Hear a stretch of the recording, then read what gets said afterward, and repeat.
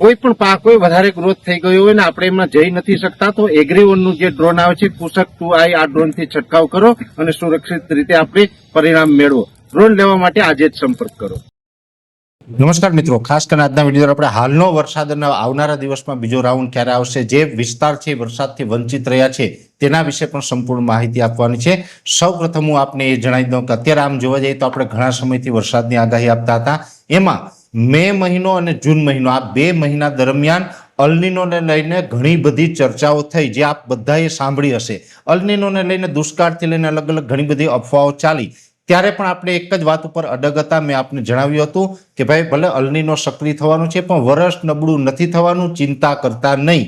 એ જ મુજબનું અત્યારે આમ જોવા જઈએ તો ગુજરાતના 80% વિસ્તાર, લગભગ 75 થી 80% વિસ્તારની અંદર સારા વર્ષની શરૂઆત થઈ છે.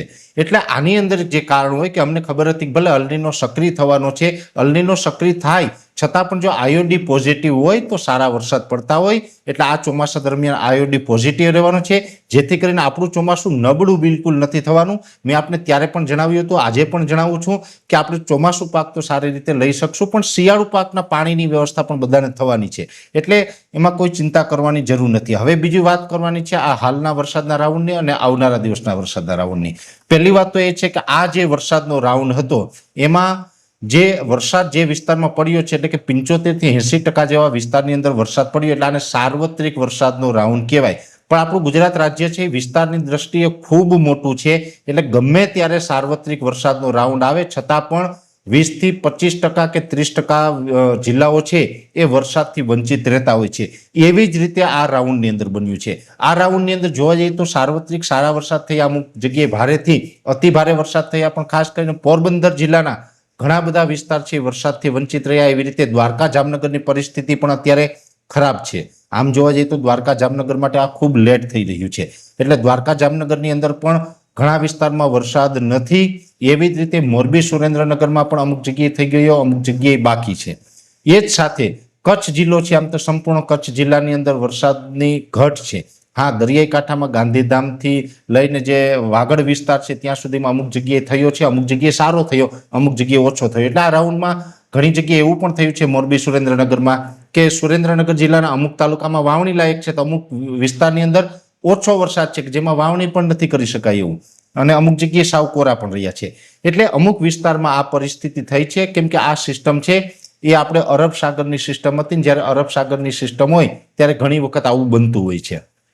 પણ ચોક્કસથી કે આ સિસ્ટમે આમ જોવા જઈએ તો અલનીનોનો ભય હતો એ ક્યાંય ને ક્યાંય દૂર કર્યો છે. હવે બીજી વાત એ કરવાની છે કે આ સિસ્ટમ છે એ આવતીકાલે સાંજ સુધી, એટલે કે આવતીકાલે 7 જુલાઈ 2026ના રોજ સાંજ સુધી આ સિસ્ટમ છે એ આપણા રાજ્યને અસર કરતા રહેશે. એ પછી તે આ સિસ્ટમની અસર છે એ હટી જવાની છે. આ સિસ્ટમ છે પૂર્વ દિશા તરફ, મહારાષ્ટ્ર અને મધ્યપ્રદેશ તરફ આગળ નીકળી જવાની છે. એટલે 8 તારીખથી વિસ્તારો ખુલ્લા થશે. પણ આવતીકાલે સાંજે મોડી સાંજ સુધી 7 જુલાઈ 2026ના રોજ સાંજ સુધી ઘણા વિસ્તારમાં વરસાદ થઈ શકે છે. એમાં ઉત્તર ગુજરાતના વિસ્તાર હોય, જે મોરબી સુરેન્દ્રનગર વાળા વિસ્તાર હોય, જે આપણે રાજકોટ, બોટાદ કે ભાવનગર, અમરેલી, ગીર સોમનાથ, જુનાગઢ આમાં પણ વરસાદની શક્યતાઓ છે. દક્ષિણ ગુજરાતના પણ તમામ જિલ્લાઓની અંદર વરસાદની શક્યતાઓ છે. અને આવતીકાલે સાંજ સુધી મધ્યપ્રદેશ બોર્ડરે આપણે આવેલા દરેક જિલ્લાઓની અંદર છોટાઉદેપુર હોય અથવા તો જે દાહોદ, ગોધરા જેવા વિસ્તાર હોય, આ તમામ વિસ્તારની અંદર વરસાદની શક્યતાઓ રહેલી છે. પણ આવતીકાલે સાંજ સુધી આ વરસાદ રહેશે અને 8 તારીખે પરમ દિવસથી હવામાન ખુલ્લું થાય તો 8 તારીખે ઘણા બધા વિસ્તાર છે એ વરસાદથી વંચિત રહેશે. જેમાં કચ્છનો વિસ્તાર હોય, ઉત્તર ગુજરાતના કોઈ તાલુકા છે, અને સાથે દ્વારકા, જામનગર અને પોરબંદરના અમુક વિસ્તાર છે એ વરસાદથી વંચિત રહી શકે છે. પણ હવે આપણે જોવા જઈએ તો આ રાઉન્ડ પૂર્ણ થશે ત્યાર પછી ઓફશોર ટ્રફ છે એ સક્રિય હોવાને કારણે છૂટાછવાયા હળવા મધ્યમ વરસાદ છે એ છૂટાછવાયા વિસ્તારમાં વરસતા રહેશે. એટલે એમાં પણ ઘણી જગ્યાએ ઘણા લોકોને લાભ મળશે. સારા વરસાદનો રાઉન્ડ છે એ 15 જુલાઈ આસપાસથી બીજો આવી શકે છે, કેમ કે બંગાળની ખાડી સક્રિય છે. બંગાળની ખાડીની અંદર એક સિસ્ટમ બનવા જઈ રહી છે. જોકે એ સિસ્ટમ બની અને કયા વિસ્તાર ઉપરથી પસાર થાય એના ઉપર નક્કી કરવાનું રહેશે. પણ એટલું ચોક્કસથી છે કે 15 તારીખથી વરસાદની ફરીથી સક્રિયતા થશે અને 15 તારીખથી વરસાદની શક્યતા હશે. એમાં 15 થી 20 તારીખમાં પણ રાજ્યના અનેક વિસ્તારમાં વરસાદની સંભાવનાઓ રહેલી છે. અને 15 તારીખ સુધી છૂટાછવાયા હળવા મધ્યમ ઝાપટા, અમુક જગ્યાએ સારા વરસાદ છે એ પણ નોંધાતા રહેશે. એટલે હવામાન ખુલ્લું થવાનું છે પણ વરસાદ એકદમ જતો રહેવાનો નથી. 15 તારીખ સુધી હળવા છૂટાછવાયા વરસાદ ચાલુ રહેવાના છે અને 15 થી 20 તારીખમાં એક સિસ્ટમનો લાભ મળી શકે અને જુલાઈનું છેલ્લું અઠવાડિયું છે એની અંદર પાછો ભારેથી અતિભારે વરસાદ પણ આવી શકે છે. જેની અંદર જોવા જઈએ તો જે આપણે અત્યારે દક્ષિણ સૌરાષ્ટ્રના ભાગો હોય, દક્ષિણ ગુજરાતના ભાગો હોય એમાં જે અતિભારે વરસાદ પડ્યા આ પ્રકારનો માહોલ પણ કદાચ જુલાઈના છેલ્લા અઠવાડિયામાં જોવા મળશે. એટલે જુલાઈ મહિનો છે એમાં એવરેજ વરસાદ છે પડતો રહેશે, એકદમ સાવ નબળું નથી રહેવાનું.